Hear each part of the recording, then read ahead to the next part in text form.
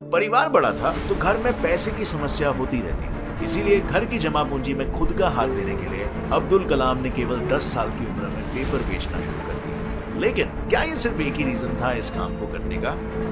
नहीं, उन्होंने इस काम को भी सोच समझ कर चुना था। बचपन से ही कलाम जी को नॉलेज गेन करने की बहुत भूख थी और इसीलिए कोई भी अखबार बेचने से पहले वो उस अखबार को पूरी तरह से पढ़ लेते थे। पर ऑफ कोर्स नॉलेज ढूंढने का ये रास्ता हमेशा से आसान नहीं था। एक गरीब मुस्लिम होने की वजह से उन्हें हमेशा कई डिफिकल्टीज का सामना करना पड़ा। उनमें से एक डिफिकल्टी उनके बचपन की है कि जब वो 5वीं कक्षा में थे तब वो उनके बेस्ट फ्रेंड रामनाथा शास्त्री, जो एक रुड़वाड़ी हिंदू ब्राह्मण फैमिली से बिलोंग करते थे, अब्दुल कलाम जी उनके साथ पहली बेंच पर बैठा करते थे। और एक दिन उनके स्कूल में एक नई टीचर आए और एक मुस्लिम को एक ब्राह्मण के साथ देखकर वो चौंक गए। उन्हें दोनों का एक साथ बैठना पसंद नहीं आया और उन्होंने कलाम जी को लास्ट बेंच पर बैठने के लिए कहा। लेकिन क्या उस लास्ट बेंच पर बैठना उन्हें जिंदगी में पीछे छोड़ने वाला था? नहीं, क्योंकि उन्होंने ये ठान ली कि लास्ट बेंच पर बैठकर वो दुनिया को बदल कर दिखाएंगे।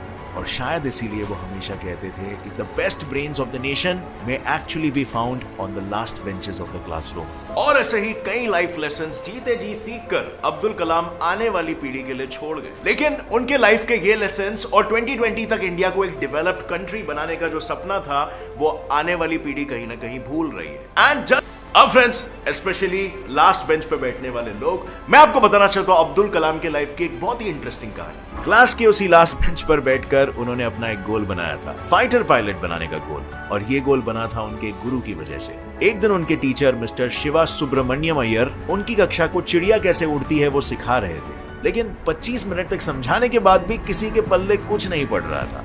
और इस पर अय्यर जी ने एक सिंपल सा सोल्यूशन निकाला। अगर थियोरेटिकली किसी को ना समझे तो उन्हें प्रैक्टिकली दिखाना पड़ेगा। और बस यही था सोल्यूशन। स्कूल खत्म होने के बाद वो सारे बच्चों को पास के एक समुद्र किनारे ले गए और वहां उड़ते हुए पंछियों के लाइव डेमो दिखाकर उन्होंने बच्चों को चिड़ियों की टेल की पोजीशन से लेकर उनके पंखों की शेप तक सब कुछ समझाया। चिड़ियों की वो उड़ान कलाम जी के दिमाग में बैठ गई और उन्होंने तय कर लिया कि बड़े होकर वो फाइटर पायलट बनने जैसा बड़ा गोल हासिल करेंगे, क्योंकि उनका ये कहना था कि small aim is a crime, have a great aim. लेकिन अपना सपना पूरा करने की रेस में वो हार गए। हुआ ये कि अपने सपने को पूरा करने के लिए 1955 में उन्होंने मद्रास इंस्टीट्यूट ऑफ टेक्नोलॉजी में एरोस्पेस इंजीनियरिंग इस फील्ड में एडमिशन लिया। अब इंजीनियरिंग थी तो प्रोजेक्ट तो मिलेगा ही, सो उन्हें भी लो लेवल अटैक एयरक्राफ्ट बनाने का प्रोजेक्ट मिला। लेकिन सबमिशन के दिन जब उन्होंने अपना प्रोजेक्ट सबमिट किया तो प्रोफेसर को उनका ये मॉडल पसंद नहीं आया। उन्होंने कलाम जी को नया मॉडल बनाने के लिए कहा। अब अगर नया प्रोजेक्ट बनाना हो तो कम से कम 1 मंथ तो लगेगा ही। ये सोचकर कलाम जी ने प्रोफेसर से 1 महीने का समय मांगा। लेकिन क्या आज तक किसी की टीचर ने 1 महीने का समय दिया है? मुझे तो नहीं मिला कभी जिंदगी में भाई। उनके प्रोफेसर ने इतने समय के लिए साफ मना कर दिया और कहा कि 3 दिन है तुम्हारे पास, सिर्फ 3 दिन। मुझे नया मॉडल बना कर दो वरना अपनी स्कॉलरशिप भूल जाओ। ये सुनते ही कलाम जी के होश उड़ गए। एंड क्या कम समय में ये प्रोजेक्ट को कंप्लीट करना कलाम जी को रोकने वाला था? नहीं, स्कॉलरशिप छीन जाने के डर से कलाम सर ने 3 दिन बिना सोए दिन रात इतनी मेहनत की कि जब 3 दिन बाद उन्होंने मॉडल पेश किया तो उनके प्रोफेसर चकित रह गए।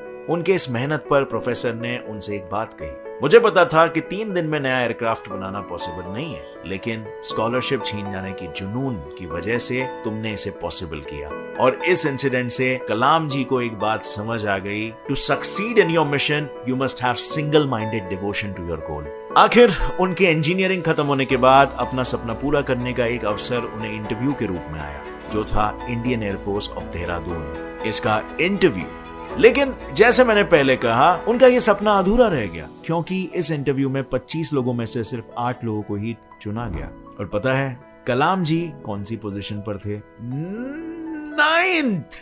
सिर्फ एक पोजीशन की वजह से उनका यह सपना ही रह गया। ये इंसिडेंट उनके लिए एक बहुत बड़ी सीख थी। इसीलिए इस इंसिडेंट को कलाम जी ने अपनी माय जर्नी ट्रांसफॉर्मिंग